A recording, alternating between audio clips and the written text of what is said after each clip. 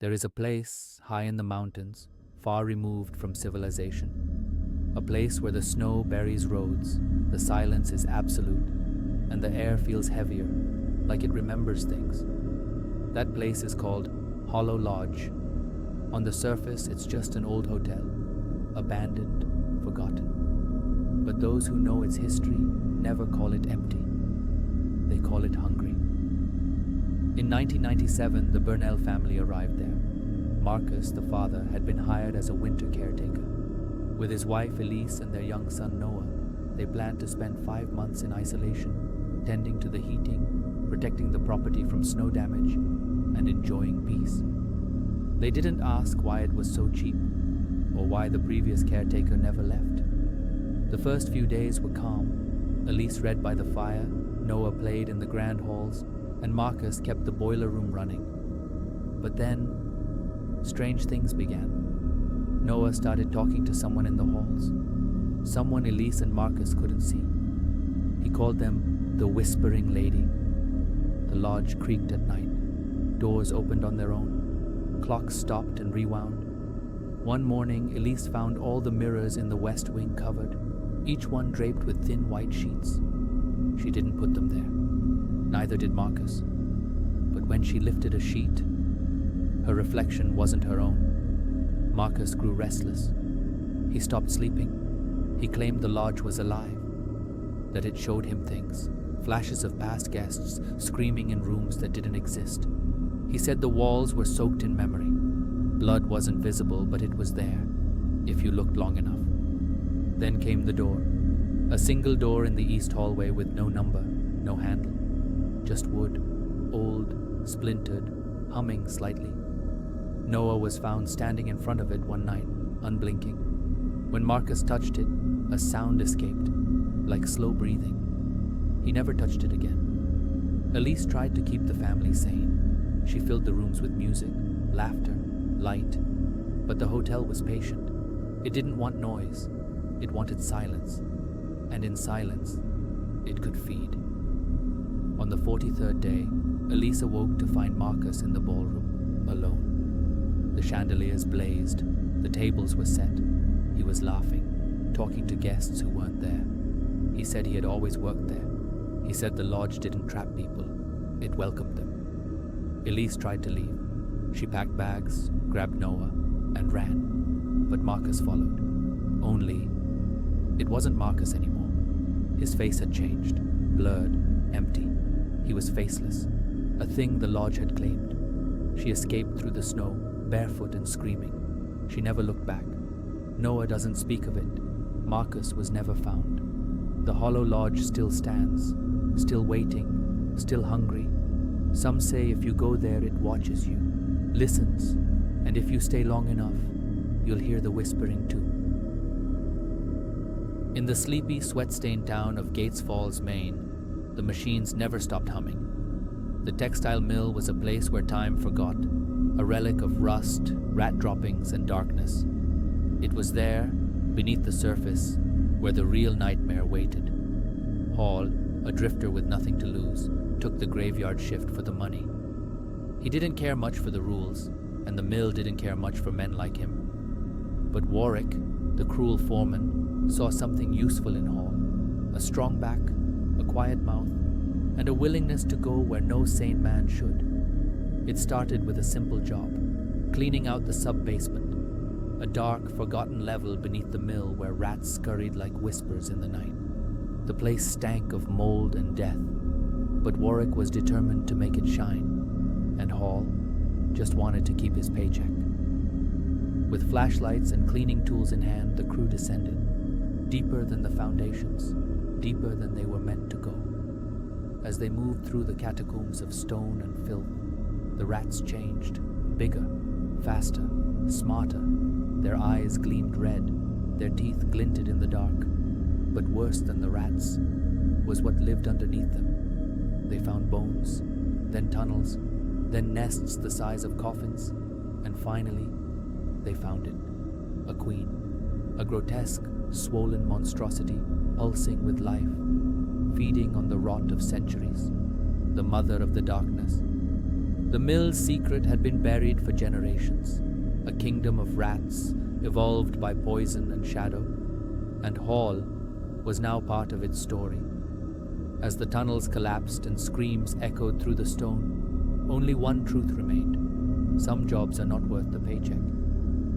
Stephen King's Graveyard Shift is a chilling reminder that the worst monsters aren't always the ones we see on the surface. Sometimes they live below us. In 1922, a man named Wilfred James committed a murder. Not a crime of passion, not even out of fear. No, Wilfred murdered for land. His wife, Arlette, was the victim, and the consequences would echo far beyond the grave. This is not just a confession. It's a story about guilt, about rotation, about how one terrible decision can haunt a man to his last breath. Wilfred James was a proud Nebraska farmer. He loved two things: his son, Henry, and his land. That land had been in his family for generations, but Arlette, his wife, wanted something else. She inherited 100 acres of her own, adjoining Wilfred's farm, and she wanted to sell it, move to the city, open a dress shop. Wilfred refused. "The land is all we have," he said. But Arlette didn't care. She called him small-minded. She threatened to divorce him, to take Henry with her. She said she'd sell everything, and that's when Wilfred knew. She had to die. He didn't act alone. He manipulated Henry, just 14 at the time, convincing the boy that Arlette would destroy their lives. They planned it. They waited until she was drunk. Wilfred struck first, holding her down. Henry covered her mouth. And together, they killed her. Wilfred wrapped her in a quilt and dumped the body down the well behind the barn. They said she ran off to Omaha. No one asked too many questions. The farm was quiet again, but not for long. The rats came first. They infested the well, gnawed at her corpse, and then they began to appear inside the house, in the walls, under the floorboards, even in Wilfred's dreams. He would see her face, bloated, pale, eyes wide with accusation. "You took my life," she seemed to whisper, "and now I'll take yours." Then came Henry's undoing. The boy fell in love with a neighbor's daughter. When her father found out, he forbid it. But Henry, broken by guilt and poisoned by grief, ran away with her. They became outlaws, robbed banks, slept in barns, tried to live free. But freedom didn't last. They were found dead in an abandoned building. A double suicide, the papers said. Wilfred read it alone. His only son, gone. Years passed. The land became worthless. Wilfred's animals died. His home rotted. And the rats never left. He saw Arlette in every shadow. He heard her voice in every creaking floorboard. He tried to leave once, tried to start over, but he couldn't, because the dead don't let go. In 1930, Wilfred wrote a confession. It was found in an abandoned hotel room, scrawled across page after page. His story, his guilt, his fear, his curse. They say he died alone, eaten away by infection and something else. Some say they found rat bites on his body. Wilfred James thought he could bury his sins deep in the earth. But in 1922, the ground was sour, and what you plant in blood never stays buried. Sometimes dead is better. That's what old Judd Crandall said, and he was right. This is the story of Lewis Creed, a doctor, a husband, a father, and a man who discovered that love, when tested by death, can become something far more dangerous than grief. Louis Creed had just moved with his wife Rachel, their daughter Ellie, toddler Gage, and their cat Church to a quiet house in Ludlow, Maine. The home was beautiful, surrounded by woods, peace, and something old. Behind their house was a path that led to the pet cemetery, a misspelled, child-made graveyard where neighborhood kids buried their beloved animals for generations. At first, it was innocent, a touching little place marked with crooked signs and handmade tombstones. But beyond that graveyard, deeper into the woods, was something else. Something ancient. Something buried. Lewis's elderly neighbor, Judd Crandall, became a friend to the family. He warned them about the road out front. Too many trucks. Too fast. And soon, the danger became real. One day, Church, Ellie's cat, was hit by a truck. Ellie was heartbroken. Louis didn't know how to tell her. And that night, Judd made a strange offer. "Come with me," he said. "I know a place, but it's not the pet cemetery you saw." Judd led Louis far beyond the old graveyard, to a burial ground high on a Micmac Indian site, a place of ancient power, a place where the dead don't stay dead. They buried Church there. And the next day, the cat came back. But it was different. It smelled of earth. Its eyes were colder. Its behavior, wrong, distant, almost cruel. Louis didn't understand. Not fully. Not yet. Then came the real tragedy.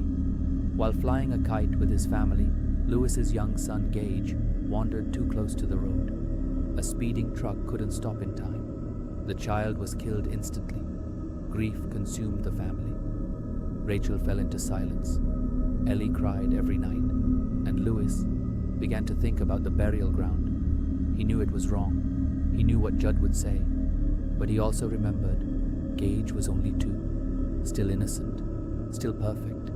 Maybe, just maybe, it would be different this time. So one night, under cover of darkness, Louis dug up his own son. He carried the tiny body into the woods, past the pet cemetery, up to that cursed ground, and he buried him.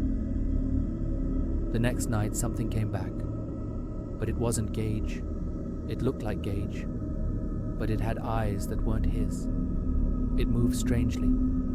And when Louis awoke the next morning, Judd was dead, his throat slashed.